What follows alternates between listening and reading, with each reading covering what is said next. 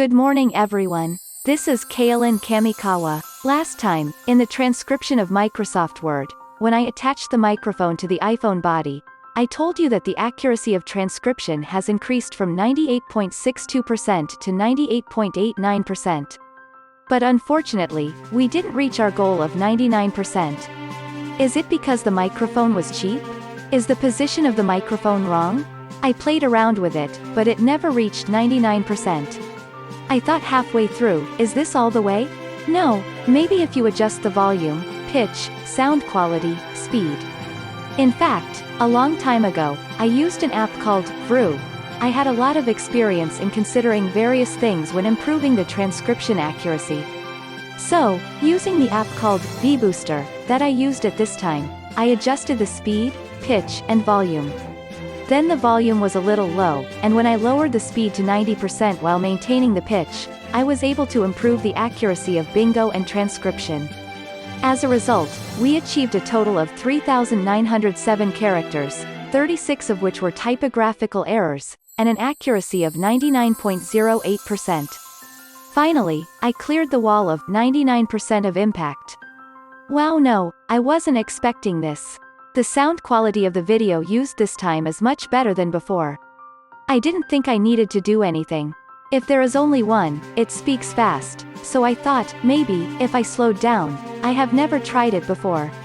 By slowing down, it seems that AI has become easier to recognize. But when you come here, even if you don't watch the video, you can almost fix it while imagining it. You only have to check it while playing the video only once at the end. So subtitling is extremely fast. Subtitle creation time can be shorter than the number with fewer typographical errors. The accuracy of 99% is just like a dream, isn't it? I would like you to see how accurate it actually is. That's all. 皆さんごきげんよう、上川薫です。今回取り上げる話題は自民党総裁選についてです。明日自民党総裁選は開票日です。ここで新しい総裁が決定し、その人が次の総理大臣にと確定します。これによって日本の政治は転換点を迎えることとなります。というのも、誰が総理大臣になろうとも、総理大臣が変わるということは、それまでの政権のやってきたということをある程度は継承しつつも、新しい色合いを加えることによってどうやったとしても、良い方向か悪い方向かに評価は分かれるにしても、何かしらは変わっていくものなのです。今回の自民党総裁選においては、それぞれの候補者が言っていることは明らかに違う点というものがたくさんあります。そのことは皆さんもお気づきでしょう。そしてそのことについて全く気づかない人たちは、自民党の候補者なんだから誰がなっても同じことだろうと冷めた口調をする人もいます。しかし、これまでの総裁選とは明らかに異なっている点があることを私たちは知っています。なぜならば今回の総裁選の今までの総裁選全く異なる点というのは、それぞれの派閥が誰を支持するか、誰に投票するかというのを確定した状態で開票日を迎えたわけではないからです。これまでの総裁選においては派閥一丸となって誰々に投票しますといったことが事前に全体として分かっていたために、もう誰が総裁になるのか確定したような状態で話が進んでいました。これでは総裁選が盛り上がらないのは当然のことです。しかし今回はそうした誰が勝つのかもう確定してはいない状態で開票日を迎えますから、多くの人たちが最終的に誰が総裁になるのかといったことに注目せざるを得ないわけです。そして総裁選が注目される中において様々な出来事、様々な政策について具体的にそれぞれの人が自分の話をしています。その中において A さん B さんは全く違う意見だなといった場面がたくさんありました。例えば靖国神社に参拝するんですか、しないんですか、また皇位継承問題、さらには最近では北朝鮮のミサイル実験の影響もあって敵基地攻撃能力について、いや敵基地攻撃能力をはるかに超えて敵の攻撃能力を削ぐためにはどんな防衛体制、どんな兵装、どんな法律を整えなければならないのかといったいわば総合論へと発展している問題や、また国際情勢においてはアメリカ、イギリス、オーストラリア3カ国のオーカスという連携によってオーストラリアが原子力潜水艦を持つことが確定しました。これを受けて日本においても原子力潜水艦を持つのが良いのか悪いのかといった議論を具体的にしなければならない。そういった機運も高まっています。そしてこれらの問題についてそれぞれの候補者が私はこう思いますよということを言っているのですから、そこに差があるのは当然で、そのことを私たちは実際に見聞きすることができました。これまでのように派閥の領袖がこの人に決めるよっていった話をして、もう総裁選が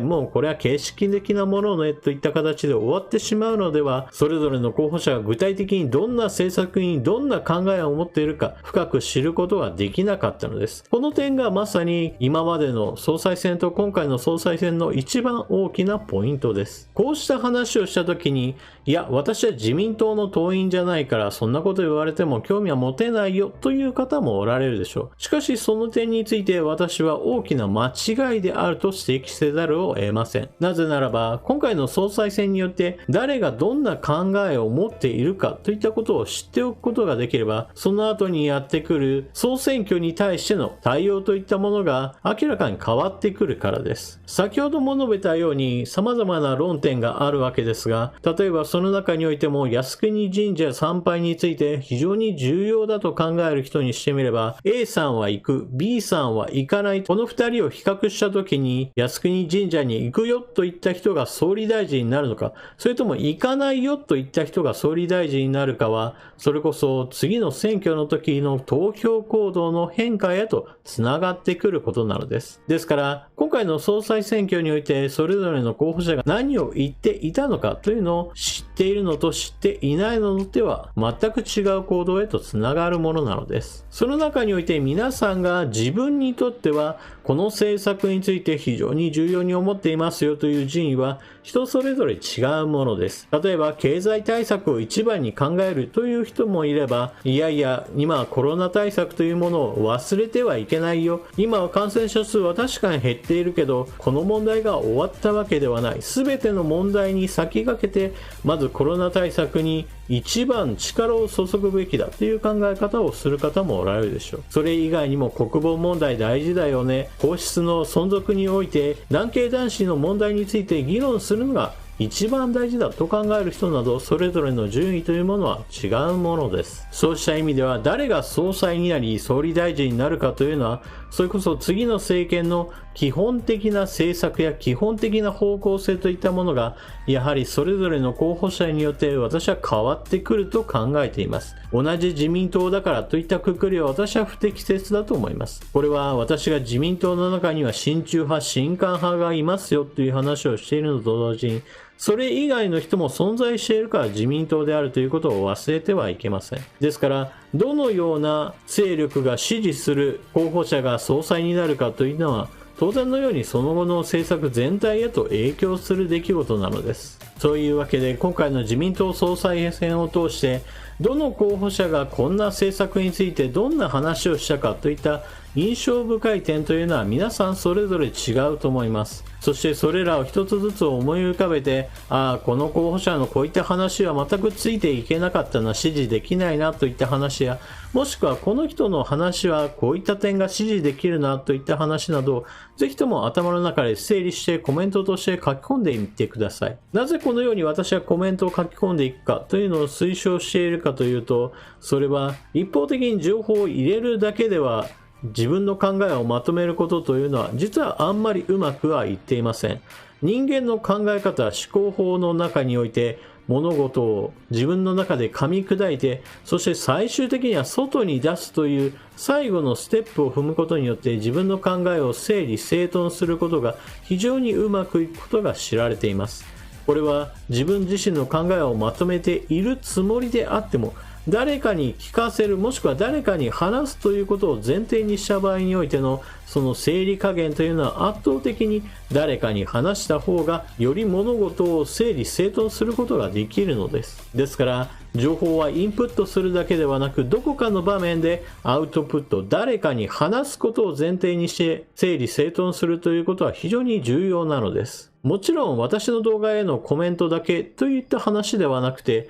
例えばツイッターなどでつぶやいて誰かに向けて情報発信する、自分の意見を発信するといったことも良いですし、またブログなどで長文をどんどんと書いていくといった手法などもあります。最初のうちはそのような活動をしてもなかなか誰の目にも留まらないということが多いものなわけですが、しかし活動を続けていくことによってだんだんと同じように考える人もしくは参考にしてくれる人というものも出てくるものです。その例が私だと言えます。なぜならば私は別にどこかの大学教授でもなければものすごい肩書きを持った有名人といったわけでもありません。ただの一般人に過ぎません。しかし、私のチャンネルには多くのチャンネル登録者がいて、私が動画を出すたびにそれを読んでコメントを書いてくれる人たちがいます。これは明らかにインターネット時代だからこそ起きている現象です。そして、このインターネットで情報発信、自分の意見を発信することによって、ああ、なるほど、そういう考え方もあるねと、情報を拾ってくれる人、そして参考にしてくれる人が増える。そしてそのような影響力を持つことができるというのは、私だからできたといった話ではなく、この動画を見ている皆さんもできることなのです。インターネットの世界というのは基本的には縮まることはなく、これからも拡大を続けていきます。なぜならば、生まれた時からスマートフォンがあり、インターネット、高速通信が当たり前に存在していた世代というものが、これから先どんどんと大人になって、決してその流れというものは終わらないからです。明日総裁選の開票日を迎えることによってどんな結末になるかは今のところは私もまだ分かりません。しかしどのような結果になろうともその現象について私は解説を続けていくことによって日本がどんな方向に向かっていくのかについてのお話をこれからもしていこうと思います。そして皆さんも私の話を聞くだけではなく話を聞いているうちに自分もどんな考えを持っているか人にも聞いてもらいたいなという欲求を持ってインターネットで意見を発信する側へとぜひとも回ってみてください。それでは動画を最後までご視聴いただきありがとうございました。チャンネル登録していない方はぜひともチャンネル登録を、そして動画を見合ったら評価ボタンのクリックをよろしくお願いします。それでは次の動画でまたお目にかかりましょう。またね。